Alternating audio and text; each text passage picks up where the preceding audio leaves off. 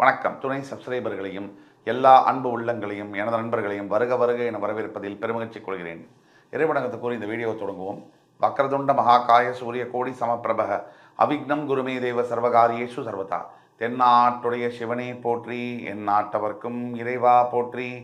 அன்பர்களே, நண்பர்களே, இந்த புத்தம் புதிய வீடியோவில் உங்கள் அத்துணை பேரையும் சந்திப்பதில் மிக்க மகிழ்ச்சி கொள்கிறேன். இன்றைக்கி நம்ம பார்க்க போகிற தலைப்பு என்பது ரொம்ப புதிய ஒரு நியூ டைட்டில். இது இன்னைக்கு நம்ம பேச போகிறது சிம்ம ராசியை பற்றி. சிம்ம ராசிக்காரர்களுக்கு ராகு திசை என்பது நடந்தால் அந்த ராகு திசை எப்படி இருக்கும்? ஒரு 2-3 சினாரியோவில் இப்படிலாம் உங்களோட சொந்த ஜாதகத்தில் ராகு பகவான் இருக்கும் பொழுது அந்த ராகு திசையானது சிம்ம ராசிக்காரர்களுக்கு என்ன செய்யும்? சிம்ம ராசியில் 3 நட்சத்திரங்கள் அடங்கும். அதாவது மகம், பூரம், உத்திரம். இந்த மகம் என்பது கேதுவுடைய நட்சத்திரம், பூரம் என்பது சுக்கிரனுடைய நட்சத்திரம், உத்திரம் என்பது சூரியனுடைய நட்சத்திரம். இப்போ கேது, சுக்கிரன், சூரியன் இந்த 3 பேருடைய நட்சத்திரம் தான் பிறக்க முடியும் சிம்மராசியில் பிறந்தா. உத்திர நட்சத்திரம் 1ஆம் பாதம் முடிய சிம்மராசியில் முடியுது. இப்போ சராசரியா கேது நட்சத்திரமான மக நட்சத்திரத்தில் ஒருத்தர் பிறக்கிறாங்க 1ஆம் பாதத்தில் அப்படின்னா கேது திசை 6 முதல் 7 வருஷம். அது முடிஞ்சு அடுத்தது சுக்கிர தசை ஒரு 20 வருஷம், 27 வருஷம். ஆக உத்திர நட்சத்திரம் 1ஆம் பாதம் முடிய இந்த சிம்ம ராசியில வரும். நீங்க பாத்தீங்கன்னா இந்த கேது பகவானுடைய திசை என்பது 6 முதல் 7 வருஷம். அதற்கு பிறகு சுக்கிர திசை ஒரு 20 வருஷம். அதற்கு பிறகு சூரிய திசை ஒரு 7 வருஷம். கிட்டத்தட்ட 34 முதல் 35 ஆண்டுகள் கேதுவுடைய நட்சத்திரம் 1ஆம் பாதம் மக நட்சத்திரத்தில் பிறக்கும் பொழுது 35 வருஷத்துக்கு கழிச்சு சூரிய திசையை முடிஞ்சு கிட்டத்தட்ட சந்திர திசைக்குள்ள போவாங்க. அது ஒரு 10 வருஷம், 45 வயசு ஆகும்போது சந்திர திசை 40 வயசுல முடியும். பிறகு செவ்வாய் திசை ஒரு 7 வருஷம். நியர் அபவுட் நீங்க பாத்தீங்கன்னா ராகு திசையானது ஒரு 48லேருந்து 50 வயசு. அதாவது கேது சாரத்துல பிறக்கும் பொழுது தள்ளி ஒரு சுக்கிர திசையில பூர நட்சத்திரத்துல பிறந்தாலோ இல்ல ஒரு உத்தர நட்சத்திரத்துல பிறந்தாலோ சிம்ம ராசிக்காரர்களுக்கு கிட்டத்தட்ட ஒரு 35 வயசு 40 வயசுலயே ராகு திசை வந்துடும். மக நட்சத்திரத்துல பிறக்கும் போது மட்டும்தான் 45 வயசுக்கு மேலதான் ராகு திசை என்பது வரும். ஆக சிம்ம ராசிக்காரர்களுக்கு ராகு திசையானது 35ல வந்தாலும் சரி, 40ல வந்தாலும் சரி, 45, 50ல வந்தாலும் சரி, இந்த ராகு திசை சிம்ம ராசிக்காரர்களுக்கு 18 வருஷம் நடக்குது. இந்த ராகு திசை என்ன செய்யும்? இந்த ராகு திசையானது சிம்ம ராசிக்காரர்களுக்கு உங்களுடைய பிறப்பு ஜாதகத்தில் ராகு பகவான் உங்கள் ராசிக்கு 8ஆம் இடத்தில் மறையும் பொழுது, நல்லா கவனிக்கணும் கூர்மையா, உங்கள் ராசிக்கு 8ஆம் இடம் என்று சொல்லும் பொழுது மீன ராசி வருது. அந்த மீன ராசியில் உங்கள் சுய ஜாதகத்தில் அவர் மறையும் பொழுது, அப்படி மறையக்கூடிய ராகு, அதாவது பூரட்டாதி, உத்திரட்டாதி, ரேவதி இந்த 3 நட்சத்திரங்கள் வரும் மீன ராசியில. இதுல பூரட்டாதி நட்சத்திரம் குரு சாரம் வாங்கி ராகு மறையும் பொழுது, நல்ல கவனிங்க, உத்திரட்டாதியில ரேவதி இல்ல, பூரட்டாதி நட்சத்திர சாரம் வாங்கி ராகு மறையும் பொழுது இது ஒரு சினாரியோ. இப்படி இருந்தால் அதே மாதிரி ராகு பகவான் நாம சொல்ற மாதிரி 8ல மறைஞ்சு பூரட்டாதி குருசாரம் வாங்கின்னு மறையறாருன்னு சொன்னா அந்த ராகு திசை 18 வருஷம் அவங்க பாத்தீங்கன்னு சொன்னா ரொம்ப எளிமையான குடும்பத்துல தான் பிறந்திருப்பாரு இந்த சிம்ம ராசிக்காரர். சிம்ம ராசிக்கு பல குணாதிசயங்கள் உண்டு. நம்ம அதை பத்தி நிறைய பேசியிருக்கோம். வாரி வழங்கக்கூடிய வள்ளல்களாக இருக்கக்கூடியவங்க தான் சிம்மராசிங்க. தனக்கு சாப்பிட இருக்கோ இல்லையோ, தான் பக்கத்துல இருக்கவங்களுக்கு சாப்பாடு கொடுத்து அதை பார்த்து சந்தோஷப்படுறவங்க தான் சிம்மராசி.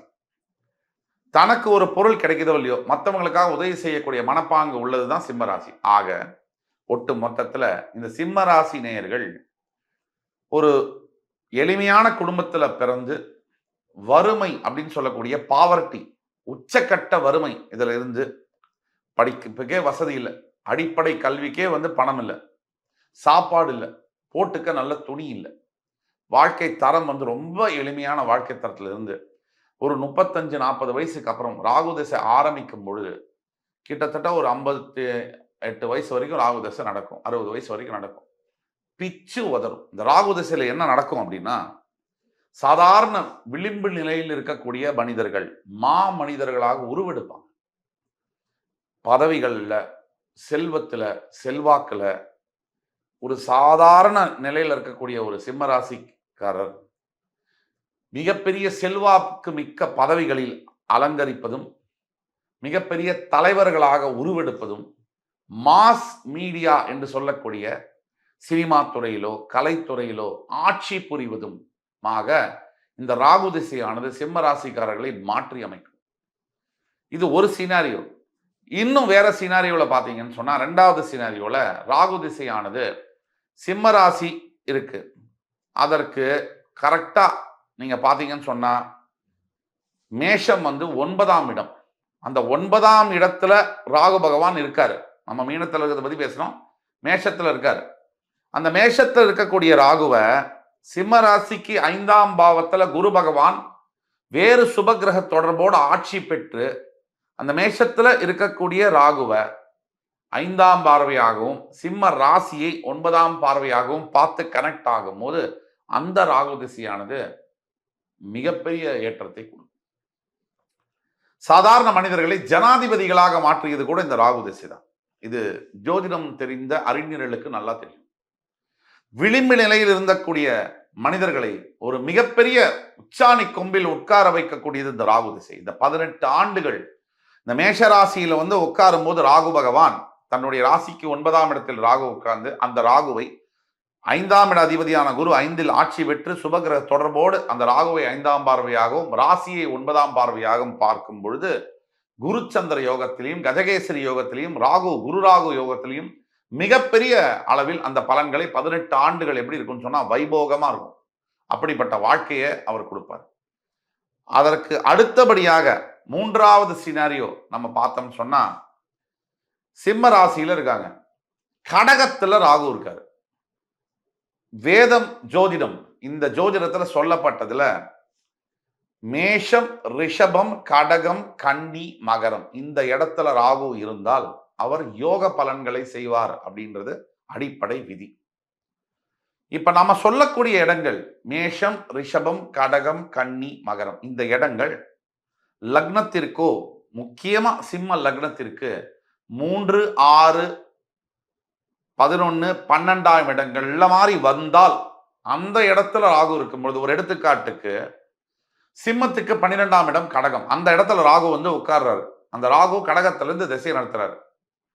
அவர் கூடவே குருவும் இருந்து உச்சம் பெறுகிறார்னு வச்சுங்க அந்த ராகு திசையானது. ஏன்னா ராகு பகவானுக்கு அடிப்படையில் எந்த ஒரு குணாதிசயம் என்பதும் கிடையாது. அவர் எந்த வீட்டில் ராகு கேதுக்கள் வசிக்கிறார்களோ அந்த வீடை தான் வீடு மாதிரி கேப்டிவேட் சொந்தமா கையகப்படுத்திக்குவாங்க, படுத்திக்கிட்டு அந்த பலனை தான் எடுத்து செய்வாங்க.